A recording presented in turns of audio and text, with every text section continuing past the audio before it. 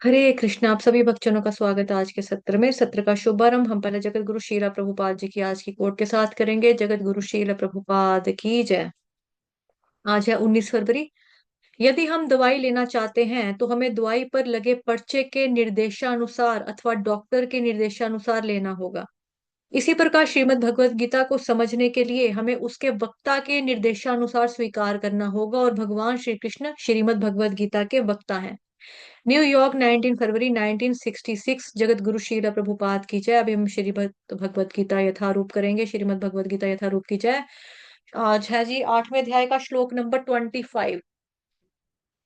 धूमो रात्रिस्तथा कृष्ण क्षणमासा दक्षिणायनम तत्र चांद्रमसै ज्योतिर्योगी प्राप्य निवर्तते।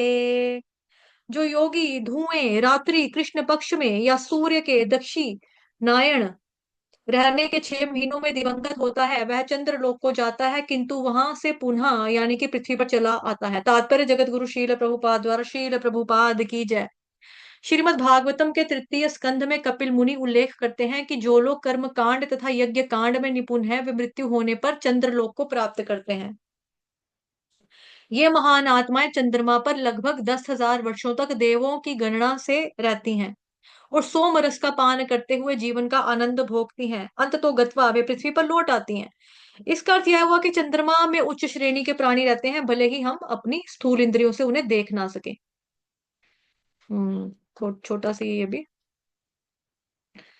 अब ये दूसरा एग्जाम्पल है जहां जिस योगी में भौतिक इच्छाएं हैं, भोग की आकांक्षाएं हैं। धुएं का मतलब है बेसिकली भोग की इच्छाएं, है ना। जो योगी धुएं रात्रि कृष्ण पक्ष में या सूर्य के दक्षिणायन में 6 महीनों में दिवंगत होता है, यानी डेथ होती है, जिसकी मृत्यु होती है, शरीर त्यागता है, तो बेसिकली भोग की इच्छाएं, तो भोग की इच्छाओं से युक्त होता है। तो जो धुएं के देवता है या ये फिर अगर दिन का समय होगा तो रात्रि का इंतजार करेंगे कि हमें रात को इसको ट्रांसफर करना है आत्मा को।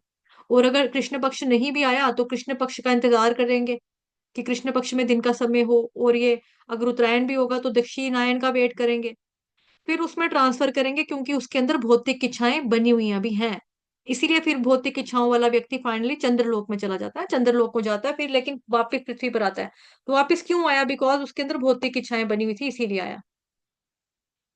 ठीक है, भौतिक इच्छाएं थी तभी करके वो वापिस आएगा। तो इसीलिए फिर भौतिक इच्छाओं वाला व्यक्ति फाइनली चंद्रलोक में जाता है और चंद्रलोक में जाकर भोग करता है कि इसको भोग की इच्छा थी, इसने ब्रह्मचार्य का पालन किया था पृथ्वी पर, लेकिन भोग की इच्छाएं इसकी शांत नहीं हुई थी। तो इसीलिए फिर ऐसा योगी धुएं रात्रि कृष्ण पक्ष में या सूर्य में सूर्य के दक्षिणायन रहने के 6 महीनों में दिवंगत होता है, लेकिन चंद्रलोक में यानी कि पृथ्वी पर चंद्रलोक में जाता है, किंतु वहां से पुनः पृथ्वी पर वापिस चला आता है। और फिर जैसा कि यहाँ पर लिखा है कि सोम रस का पान करता है ना, तात्पर्य में हमने पढ़ा अभी। तो वहां ये चंद्रलोक में जाता है, फिर सोमरस का पान करता है, अप्सराओं इत्यादि का भोग करेगा, स्वर्ग वगैरह सुख भोगेगा, उसके बाद वापस जगत में आता है।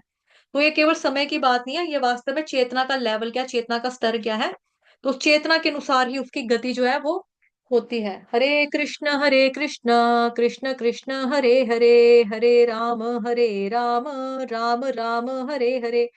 हरे कृष्ण। धन्यवाद।